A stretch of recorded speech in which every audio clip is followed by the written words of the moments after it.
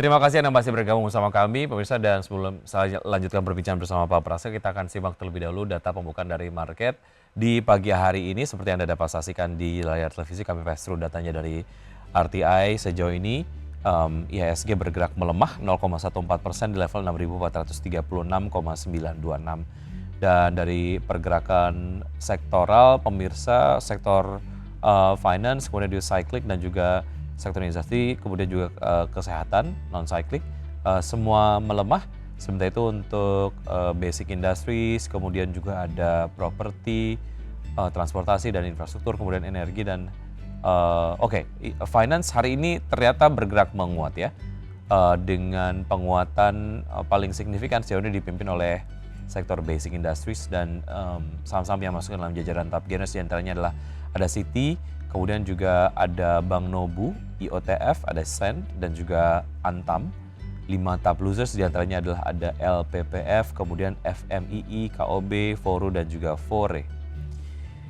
Baik, berikutnya kita akan lihat saham-saham pilihan di pagi hari ini dari Pak Praska. Pemirsa ada MPMX, kemudian juga BMRI, Antam, dan juga Mayora. Semuanya direkomendasikan buy dengan support untuk MPMX di 995, resistance di 1005, BMRI support di 4540, resistance di 4670, Antam support di 1915, resistance di 2140, Mayora support di 2170 dan resistance di 2360. Kembali saya akan berbincang bersama Pak Praska Putrantio, CEO dari Advisor.id. Pak Praska, kita ke MPMX terlebih dahulu. Analisis lengkapnya seperti apa? Mengapa Anda merekomendasikan MPMX pagi hari ini?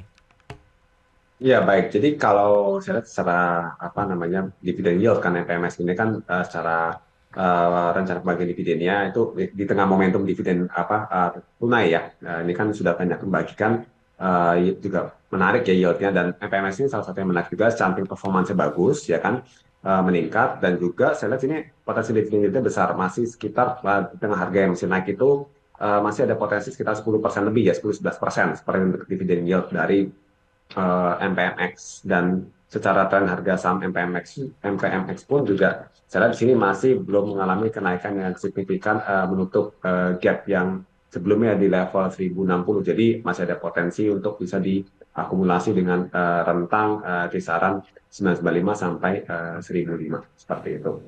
Baik, oke. Untuk menengah ke panjang ataupun pendek kah untuk MPMX, Pak Praska? MPMS menurut saya lebih ke jangka pendek menengah ya, karena juga mengincar ke targetnya kan sekitar di kuartal 2 ini antara Juni atau Juli ya, rencana pembagian dividennya. Dengan pembagian dividen terakhir kan di 115, harapannya dengan performance tahun ini yang meningkat itu bisa meningkatkan kembali dividen per share-nya dari saham MPMS sekaligus meningkatkan dividen yield seperti itu. Baik, dari MPMX kita ke Bank Mandiri. Sejauh ini sektor finance ataupun keuangan rebound pasca kemarin melemah signifikan, Pak Praska. Bank Mandiri, mengapa Anda merekomendasikan? Apakah kemudian secara harga sudah oversold gitu sehingga kemudian murah untuk bisa masuk ke Bank Mandiri atau ada analisis lain? Ya, kalau Bank Mandiri sendiri, menurut saya di sini lebih kepada secara teknikal sudah oversold ya. Memang sudah pasca pembagian dividen tunai kan terjadi si jual dan menimbulkan gap atas ya di level 4950. Sekarang posisi terakhir kan masih 4610-an. Jadi ada potensial upside yang cukup menarik ya untuk strategi mungkin jangka pendek seperti itu untuk Bank Mandiri ini. Dan juga secara fundamental meskipun memang tampak melambat, tapi membuat kinerjanya yang masih agak tertekan ya. Itu ada potensi harapan, kita bicara ekonomi dalam jangka panjang kan terus saja ada perbaikan dan Bank Mandiri tentu saja di sini menjadi salah satu yang terkena dampak ya dengan ada perbaikan ekonomi, dan valuasinya pun saat ini juga masih cukup atraktif ya, di tengah koreksi yang ada dengan price earnings yang di bawah 10 kali, sehingga menurut saya investor bisa fokus saat ini lebih ke jangka pendek dulu Baik. mengingat pasar masih bergerak tidak pasti seperti itu, dan juga setelah setelah pasca pembagian dividen. Mhm, mhm. Dari Bank Mandiri kita ke Antam, Pak Praska, di tengah penguatan dari harga emas yang signifikan, dan Ya. Antamnya juga sendiri sudah menguat signifikan begitu, tapi Anda merekomendasikan untuk buy. Ada target price untuk Antam sendiri yang bisa diraih dalam waktu dekat, atau justru Anda melihat bahwa Antam amannya mainnya pendek dulu, atau seperti apa Pak Praska?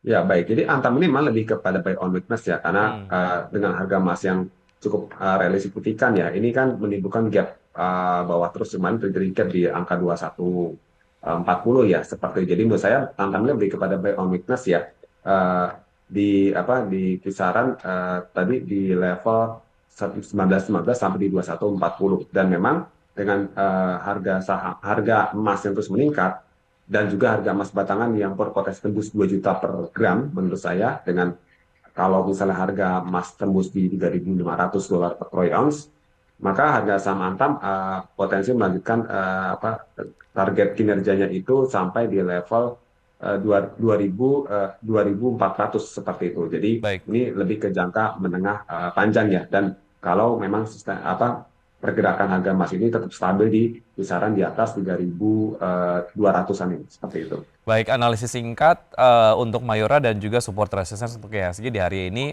Pak Praska. Ya, kalau Mayora sendiri kemarin terjadi penguatan besar ya, kayak bullish engulfing gitu secara technical candle dan terdapat potensi upside sampai ke level 2.500-an ya. Dan Mhm. juga secara kinerja di sini kan Mayora memang agak menurun secara laba tapi fundamental pendapatan masih tertumbuh sehingga menurut saya Mayora lebih ke jangka pendek menengah. Untuk ISG hari ini juga saya lihat secara tekanan jual kan sudah agak mereda ya tadi seperti saya sampaikan bahwa ISG berpotensi bergerak melemah di kisaran 6365 sampai di 6507 seiring dengan pergerakan bursa Asia yang masih mix dan menurut saya tekanan investor asing masih ada cuma tidak besar seperti itu. Baik, Pak Praska, terima kasih atas analisis komprehensif dari Anda.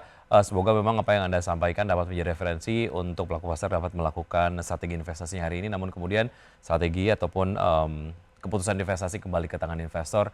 Pak Praska, sukses untuk Anda. Sehat selalu. Sampai jumpa. Terima kasih. Terima kasih, selamat pagi. Baik, selamat pagi dan pemirsa.